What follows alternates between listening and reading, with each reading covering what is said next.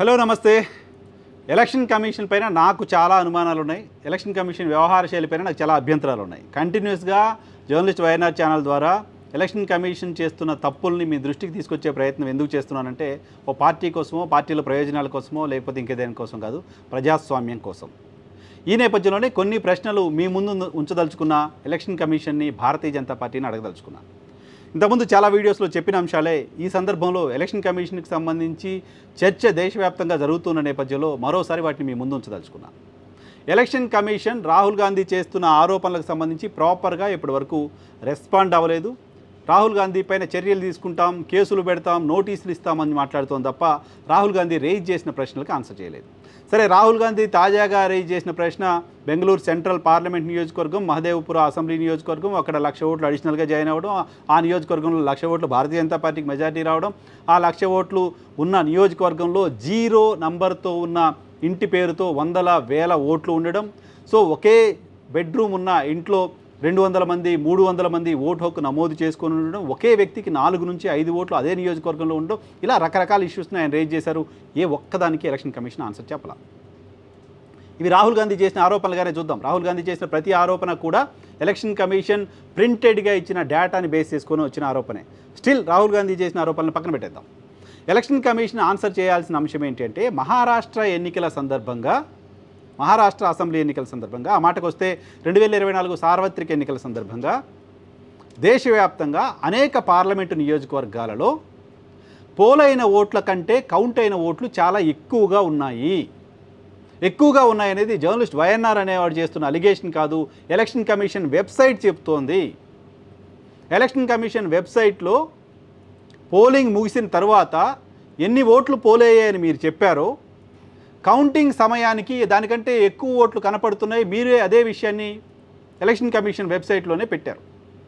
So polling రోజు ఉన్న ఓట్ల కంటే కౌంటింగ్ రోజు ఓట్లు ఎలా పెరిగాయి అనే విషయాన్ని ఎలక్షన్ కమిషన్ రాష్ట్ర ప్రజలకు, దేశ ప్రజలకు సమాధానం చెప్పండి. ఇది మీపై చేస్తున్న అలిగేషన్ కాదు, దేశ ప్రజల తరపున అడుగుతున్న ప్రశ్న, దేశ ప్రజలకున్న అనుమానం. నేషన్ వాంట్స్ టు నో, ఇది ఎలా సాధ్యమైంది? అనేక నియోజకవర్గాలలో పోలైన ఓట్లకు, కౌంట్ అయిన ఓట్లకు ఉన్న మధ్య వ్యత్యాసం కారణంగా ఎన్నికల ఫలితాలు తారుమారయ్యాయి మహారాష్ట్రలోని కొన్ని పార్లమెంట్ నియోజకవర్గాలలో. ఇది ఎలా జరిగింది? దీనికి ఎలక్షన్ కమిషన్ ఆన్సర్ చేయవలసిన అవసరం ఉంది. అంతేకాదు, మనం బ్యాలెట్ పేపర్ల ద్వారా ఎన్నికలు నిర్వహిస్తున్న రోజుల్లో కూడా ఈ దేశంలో ఎన్నికలు ముగిసిన 4 గంటలకో, 5 గంటలకో, 10 గంటలకో, లేదా 24 గంటలకో మొత్తం దేశవ్యాప్తంగా ఉన్న పోలింగ్ పర్సంటేజ్ తెలిసేది. బట్ ఎలక్ట్రానిక్ ఓటింగ్ మిషన్స్ అందుబాటులోకి వచ్చిన తర్వాత పోలింగ్ పర్సంటేజ్ ఎంత అనేది తెలవడం ఇంకా తొందరగా జరగాలి కదా. పేపర్లు ద్వారా, బ్యాలెట్ పేపర్ల ద్వారా ఓటింగ్ జరిగి పేపర్ మీద రాసుకొని లెక్కలేసి వాటన్నిటిని పై వాళ్ళకు పంపించి మొత్తం అంతా సమ్మప్ చేసి ఇన్ఫర్మేషన్ ఇచ్చిన రోజులు 24 గంటల్లో వచ్చిన పోలింగ్ పర్సంటేజీ, మనం డిజిటల్ యుగంలో ఈవీఎంస్ వాడుతున్న సందర్భంలో 72 గంటలు ఎందుకు పడుతోంది? ఈరోజు ఎన్నిక పూర్తయితే ఇవాళ కాదు, రేపు కాదు, ఎల్లుండి సాయంత్రానికో ఆ తర్వాత రోజుకో పోలింగ్ ఎంత జరిగిందనే పర్సంటేజ్ మనం ఎందుకు ఇస్తున్నాము? ఎందుకు అంత ఆలస్యం అవుతోంది? ఎలక్షన్ కమిషన్ అంత తెలివైన వాళ్ళం కాకపోయినా ఒక సాధారణ ప్రజలకు ఉండే కామన్ సెన్స్తో ఈ ప్రశ్న రైజ్ అవుతే ఆన్సర్ చెప్పే వాళ్ళు ఎవరు లేకుండా పోయారు. బహుశా భారతీయ జనతా పార్టీ, ఎలక్షన్ కమిషన్ దీనికి ఆన్సర్ చెప్పాలి. మరొక ప్రశ్న, ఎలక్షన్ కమిషన్ చెప్తోంది, మహారాష్ట్ర ఎగ్జాంపులే తీసుకుందాం, గతంలో ఆంధ్రప్రదేశ్ ఎగ్జాంపుల్ కూడా తీసుకోవచ్చు. ఆంధ్రప్రదేశ్లో ఎన్నికలు ముగిసే సమయానికి సాయంత్రం 5 గంటలకు, 6 గంటల సమయానికి 66-67% పోలింగ్ జరిగిందని చెప్పిన ఎలక్షన్ కమిషన్ 3 రోజుల తర్వాత 80% పైగా పోలింగ్ జరిగింది అని చెప్పింది. 20% పోలింగ్ సాయంత్రం 6 గంటల తర్వాత జరిగింది అని చెప్పింది. సో దాన్ని ఎలా నమ్మాలి? ఎందుకు నమ్మాలి? కన్విన్సింగ్ ఆన్సర్ ఏదో చెప్పండి ఎలక్షన్ కమిషన్. దాంతోపాటు చిన్న కామన్ సెన్స్తో ఒక లెక్క చెప్తా. ఒక పోలింగ్ బూత్లోకి వెళ్ళి ఒక వ్యక్తి ఓటు వేసిన తర్వాత ఈవీఎం బటన్ పైన పలానా గుర్తుకు నొక్కిన తర్వాత అతను ఓటు వేసి బయటికి రావడానికి, ఆ వీవీప్యాట్లో స్లిప్ కింద పడడానికి సమయం 5 నుంచి 7 సెకండ్ల సమయం ఉంటుంది.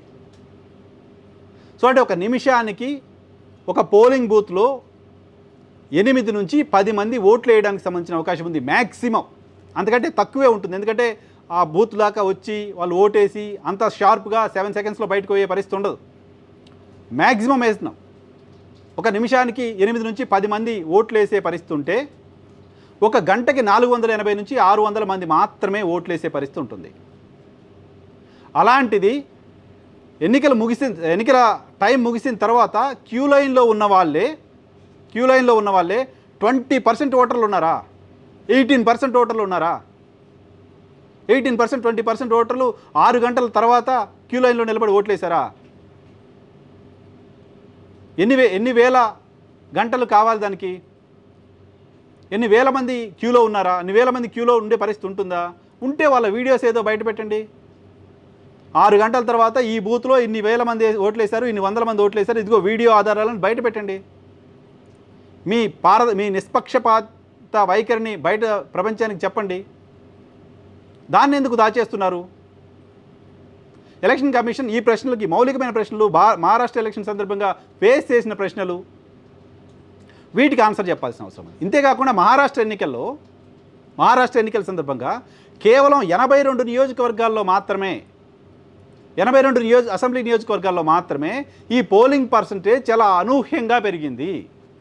ఆ 82 నియోజకవర్గాల్లో ఒక్క నియోజకవర్గంలో కూడా భారతీయ జనతా పార్టీ వ్యతిరేకులు గెలవలేదు. భారతీయ జనతా పార్టీ కూటమి వాళ్ళే గెలిచారు.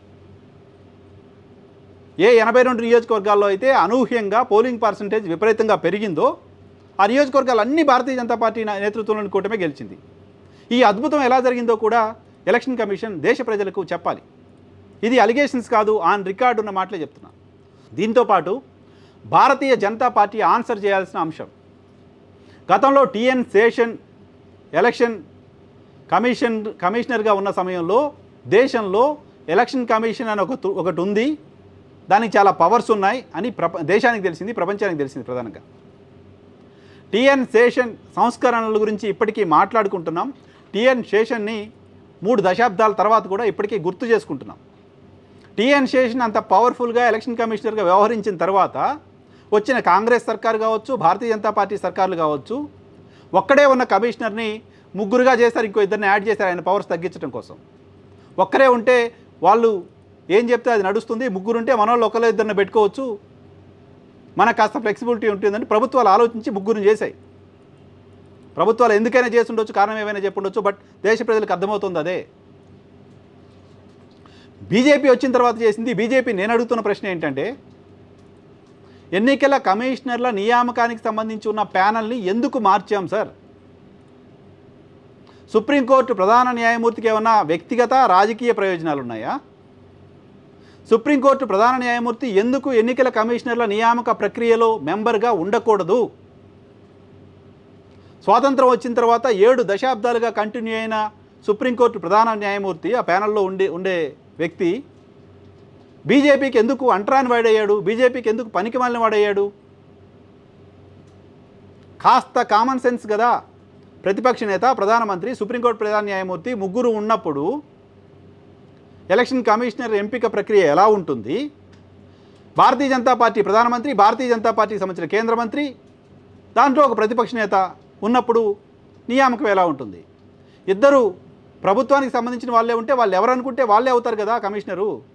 So Bharatiya Janata Party sponsored, Bharatiya Janata Party selected person election కమిషనర్గా ఉంటున్నారు కదా. సో అది ఎవరి ప్రయోజనాల కోసం చేశాం? ఏ రకమైన సంస్కరణలు తీసుకురావడం కోసం చేశాం?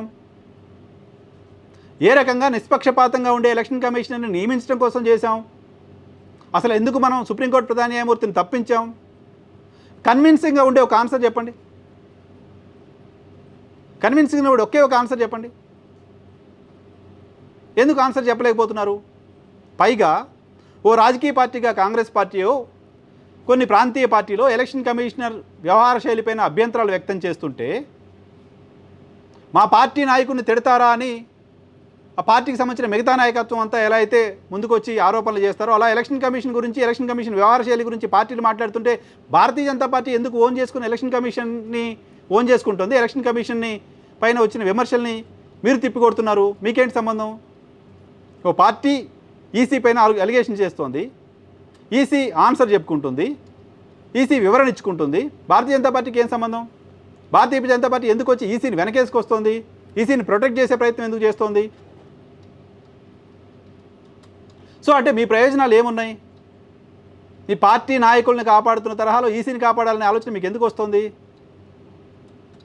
దీనికి భారతీయ జనతా పార్టీ ఆన్సర్ చెప్పవలసిన అవసరం ఖచ్చితంగా కనపడుతుంది. So Bharatiya Janata party answer చేయాల్సిన ఇంకా అనేక అంశాలు ఉన్నాయి.